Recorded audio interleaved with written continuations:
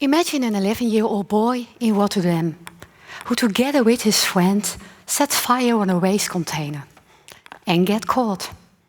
Imagine you are the public prosecutor dealing with this case. What if this was just a simple case of mischief? What if those boys, one afternoon, they got bored and that's the way they dealt with it? From a criminal law point of perspective, the solution would be quite easy, don't you all think? You looked, of course, into their personal and family circumstances. But there was nothing unusual there. But what if, in fact, those two young boys were pushed by some older boys who already have a lot on their slates and have been knocking about the neighborhood for quite some time? What if this was not just a simple case of boredom? What if the key players were left out, free to make new victims and keep on knocking about the neighborhood? A prosecutor daily has to deal with these complex choices. My name is Verbeem, and I work at the Public Prosecution Service. However, I am not a prosecutor. I'm not even a lawyer. And still, I help my colleagues daily dealing with this dilemma, helping them by finding alternative ways of really knowing what is going on and connecting them to the ones who do know. Why? You all want to solve problems, big and small. And think about it. Your local grocery has been robbed. Somebody broke into your home. You want the one responsible to be punished, don't you? Of course you do. But just like fighting crime with criminal law can indeed be a very effective tool. But as you all realize here, it is not the only tool. You should look also at alternative and more preventive approaches.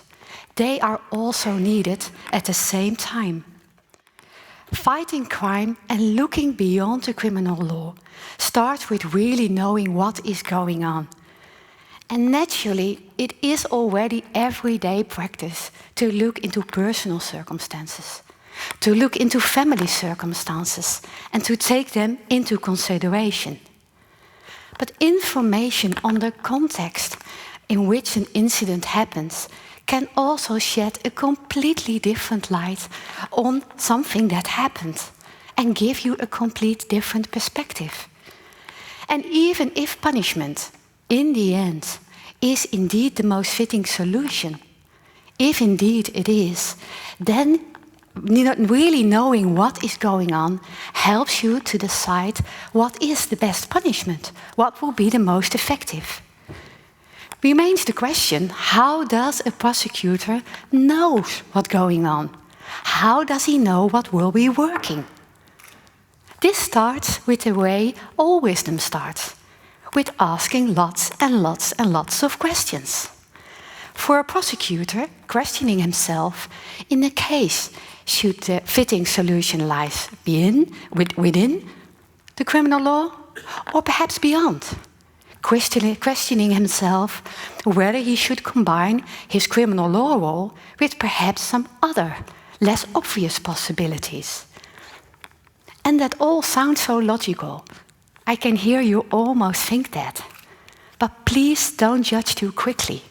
Why is this not so self-evident as it may seem in daily practice? For the answer to that, we really have to look at the essence of the work of a prosecutor. When just like me, you expect them to know things for sure, to have no doubt at all. When they are in court and they demand a severe punishment in a case of a rape of a 16-year-old, you all want them to be 100% sure. And when they are in lead of a criminal investigation and have to decide whether to prosecute or not, there is no room for doubt there.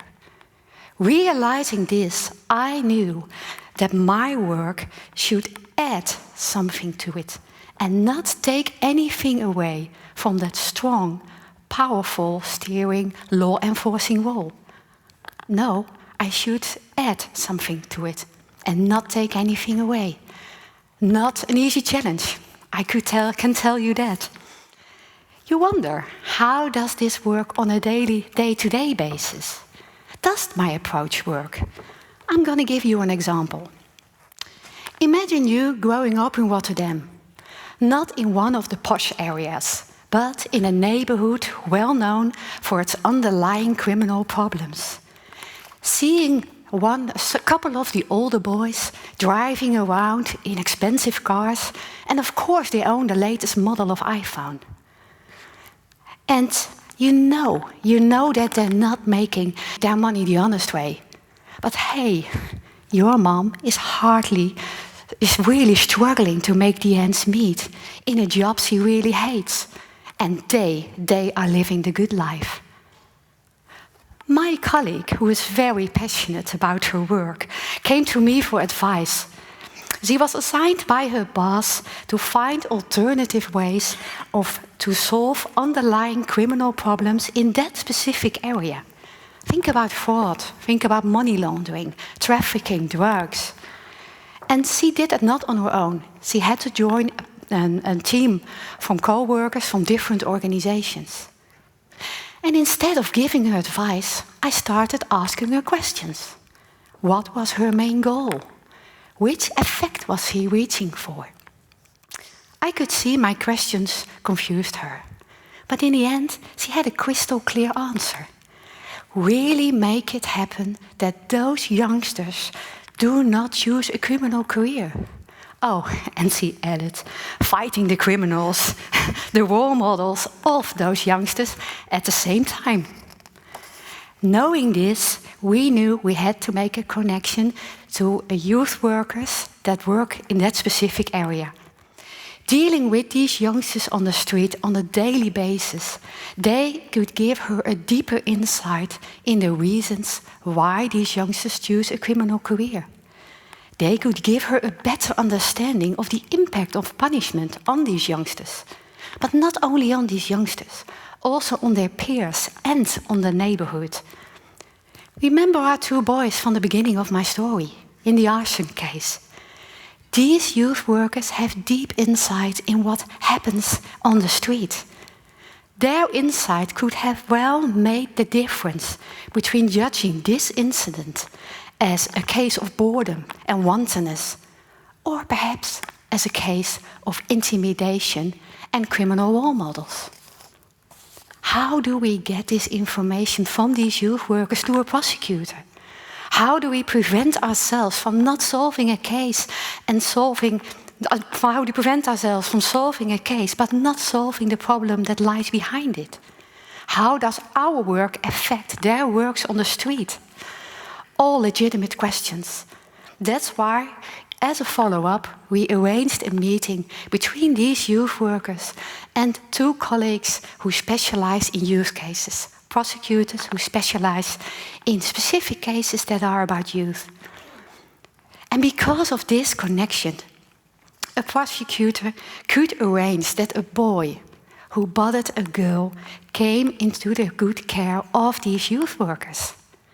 And by doing so, finding a fitting solution in what is in fact a small case, but most likely preventing the boy from making such unwise and perhaps even worse choices in the future.